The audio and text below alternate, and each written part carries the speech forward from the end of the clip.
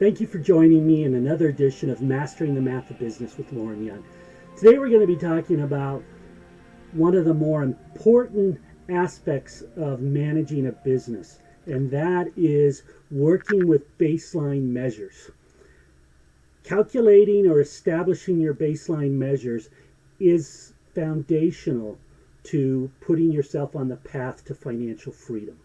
The significance of baseline measures exist in the reality that they help you create, that you're able to compare actual results against something that tells you whether or not you're doing better or worse. There's a truism in business, which is you can't control what you can't manage, and you can't manage what you can't measure. If you can't establish a baseline measure against something that you want to change, particularly if you want to improve it, then you really don't know what you're trying to accomplish. Once you know what the baseline is, you can now set the goals that represent the targets you're working towards, and that's the starting point for future comparisons. It's how you know what the gap to close is. In other words, if I'm here, represented by M1, and I want to be at M4, I've got M2 tells me where I'm at, M3 tells me where I'm at, and so you just keep pulling yourself along, working continuously to close the gap between where you are and where you want to be. Let's look at it from this perspective.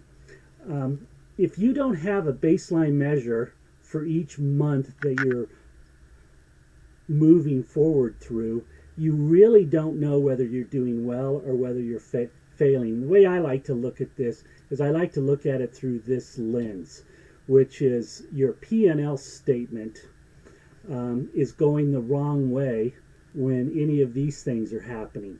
The point to appreciate is that if you don't have a baseline measure, you don't know whether it's on track or off track, whether you're doing what you expect to be doing or not. So let's look at a narrative. The most common baseline measures are previous year results and planned results. Those are what I like to consider the bookends. So as the business is going through the year, it's either looking to do better than it did last year, or it's looking to close the gap between where it is and where it's planning to be.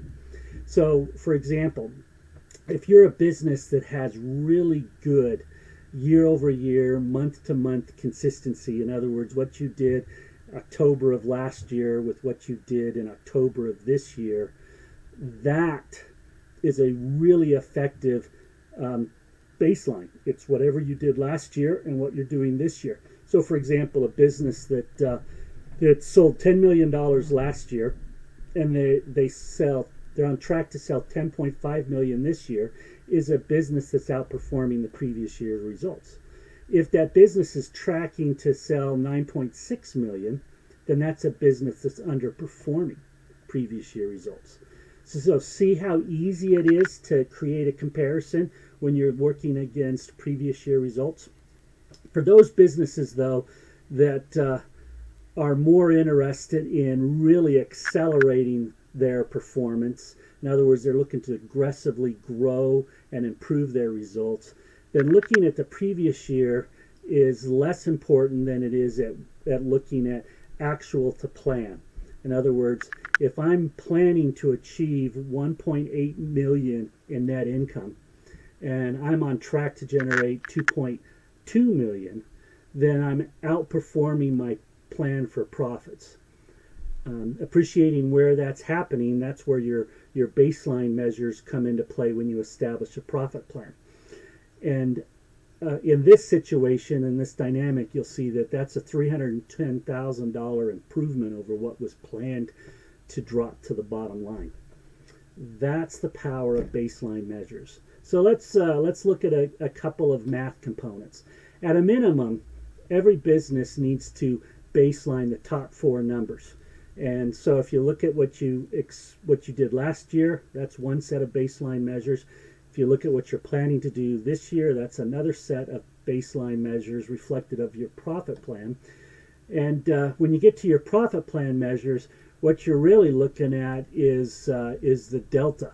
In other words, if you did this as a gross margin and you want to do this year, then the gap you've got to close is 7%. And if you're knowing that you're going to spend a little more on non-operating costs, then it's okay to recognize that sometimes things are going to go down. But the point is to go from 9% to 18%, you need to improve your gross margin and your operating margin. The next thing is to look at the formulas associated with this.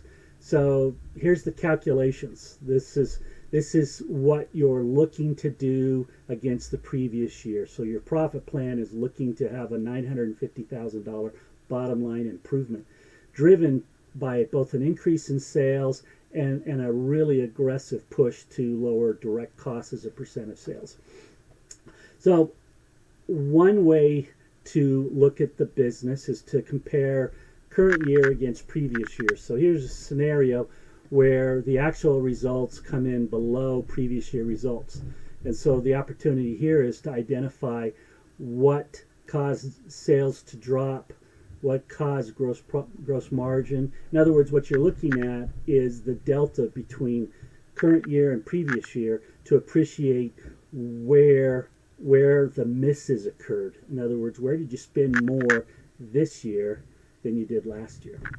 The third calculation, it's the exact same formulas. The difference is the inputs. And so here you're looking at a business that actually did this. Well, that's where we got that $310,000 improvement in the scenarios.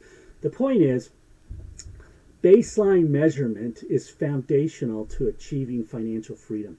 And one of the things that I found most fascinating, and I continue to do this to this day, is as I travel America working with different businesses, particularly small businesses, I find that they never really have a good sense of how they're performing this year versus last.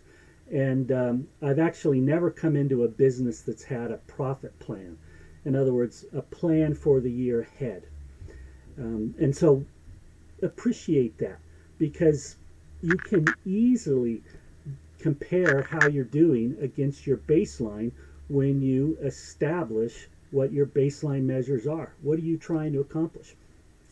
If you're not satisfied with the results you're getting, and you want to appreciate more the power of establishing baseline measures in your business, then I invite you to go to business-cpr.com/F3. F3 is where you're going to get one of our free assessments. What we're going to do is at no charge, we're going to take a look at your business, particularly through the big four numbers, and we're going to assess what your business model, what we can tell about your business model based upon your financial results. Again, this is a no-charge assessment that we're prepared to do for you if you go to business-cpr.com/F3. Again, the invitation is to consider, if your goal of being a small business owner is financial freedom, it's important to recognize that you will never achieve financial freedom if you don't know what needs to change. It's too easy to get stuck here, where your income is less than your obligations and any plans that you may have. When you're here, that's always financial captivity. And every business I've seen in this space corresponds to a business not understanding when their P&L statement is going the wrong way. And when you don't understand this, you never recognize what needs to change. And that's the power of baseline measurements. Baseline measurements tell you what the gap is that you're trying to close. And when you understand how you're performing through the year relative to closing the gap, that's when you can achieve superior results. That's when you can lower your stress levels and in the process make more money than you were previously hoping to make, because you're in control. And that control comes from baseline measures that you're checking against. Again, we welcome the opportunity to engage with you. So if you have any questions, comments, or suggestions, we welcome those. We appreciate likes and also want to encourage you to consider subscribing. We do a series of these throughout the year, and the purpose of these Mastering the Math of Business videos is to help you understand just how easy most math calculations are to perform. It's all about understanding what inputs you need and what the formula is. These videos give you that insight. Thanks for tuning in. Look forward to joining you on another edition of Mastering the Math of Business with Lauren. Goodbye.